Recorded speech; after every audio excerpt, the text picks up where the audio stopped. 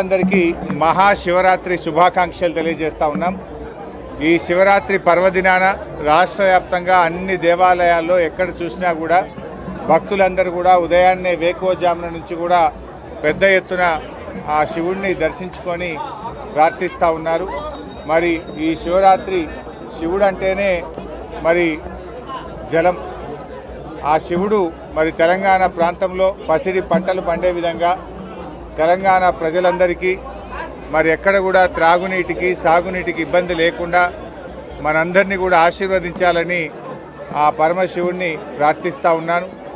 ముఖ్యంగా తెలంగాణలో మరి దక్షిణ కాశీగా పేరుగాంచిన రాజరాజేశ్వర స్వామి దేవాలయం, అదేవిధంగా మన కాళేశ్వరం ప్రాజెక్ట్, అది కూడా ఆనాడు కేసీఆర్ గారు శివుడి మీదనే నిర్మించారు.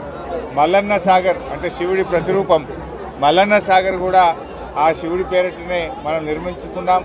ఇట్లా ఎన్నో కార్యక్రమాలకు కేసీఆర్ గారు ఆ దేవుడి పేరునే పెడుతూ తెలంగాణ వ్యాప్తంగా కూడా చాలా మంచి కార్యక్రమాలు చేపట్టారు.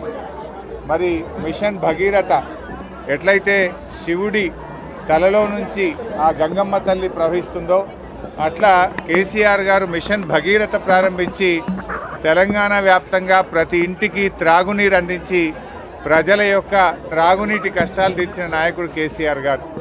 మరి అదేవిధంగా రాబోయే రోజుల్లో కూడా ఆ శివుడి ఆశీస్సులతో తెలంగాణ ప్రజలందరూ ఆయురారోగ్యాలతో చక్కటి అష్టైశ్వర్యాలతో మంచి చదువులతో పిల్లలు అందరూ కూడా బాగుండాలని చెప్పి ప్రార్థిస్తూ ఉన్నాం. ఇవాళ సిద్దిపేటలో చాలా విశిష్టమైనటువంటి కోటిలింగేశ్వర స్వామి ఆలయంలో ఇప్పుడే అభిషేక కార్యక్రమాలను మరి నిర్వహించుకోవడం జరిగింది.